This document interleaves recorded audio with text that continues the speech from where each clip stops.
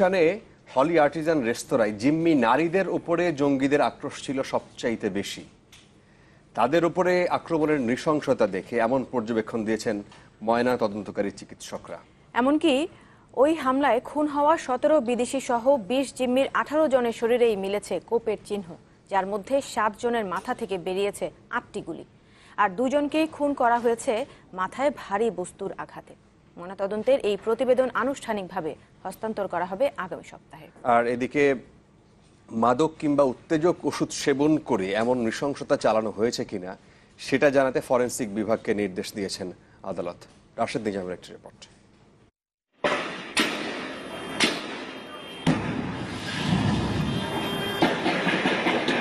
2রা জুলাই মাত্র 13 মিনিটের রক্তাক্ত অভিযান। অবসান ঘটে দীর্ঘ 12 ঘন্টার রুদ্ধশ্বাস অপেক্ষার। সেনাবাহিনীর নেতৃত্বে পরিচালিত অপারেশন থান্ডারবোল্টে কুপকাত 6 জঙ্গি। আগের রাতে যারা গুলশানের হলি আর্টিজান রেস্তোরাঁয় জিম্মি করে দেশি বিদেশি অর্ধশতাধিক নিরীহ মানুষকে। এ ঘটনায় মোট 32 জন জীবিত উদ্ধার হলেও প্রাণ যায় 3 বাংলাদেশি সহ 20 জনের। আর এর আগে জঙ্গিদের ছোড়া গ্রেনেডে জীবন দেন 2 পুলিশ কর্মকর্তা। এরই মধ্যে নিহত 6 জঙ্গি সহ 26 জনের ময়নাতদন্ত সম্পন্ন হয়েছে, যাতে বলা হয়েছে গুলশানের ঘটনায় যেসব জিম্মি নিহত হয়েছেন তাদের রাত 12টার মধ্যেই খুন করা হয়। ইনজুরি যে আলামত পায়, ময়নাতদন্তকারী চিকিৎসক জানান 18 জনের শরীরে কোপের চিহ্ন পাওয়া গেছে, যাদের মধ্যে 7 জনকে গুলিও করা হয়। আমি 7 জনের গুলির আঘাত পেয়েছি। 7 জনের মাথা থেকে আমরা 8টা গুলি উদ্ধার করেছি। তারপরে পাশাপাশি বাকি কয়েকজনকে আমরা, বাকিগুলো সবাই ম্যাক্সিমামই ছিল আপনার ধারালো অস্ত্রের আঘাত, যেটাকে বলে আমরা চপন, অথবা বাংলায় যদি বলি সেটা হচ্ছে কোপাইয়ে মারা হয়েছে।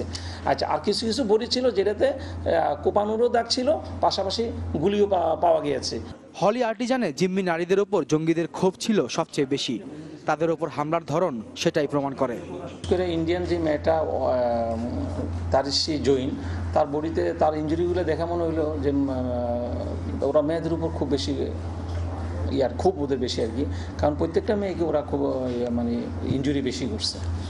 গুলশানে নিহত সবারই ময়নাতদন্ত হয় সিএমএইচ হাসপাতালে। সোহেল মাহমুদের নেতৃত্বে 4 জন চিকিৎসক নিজেরাই চমকে ওঠেন জিম্মিদের কোপানোর ধরন দেখে।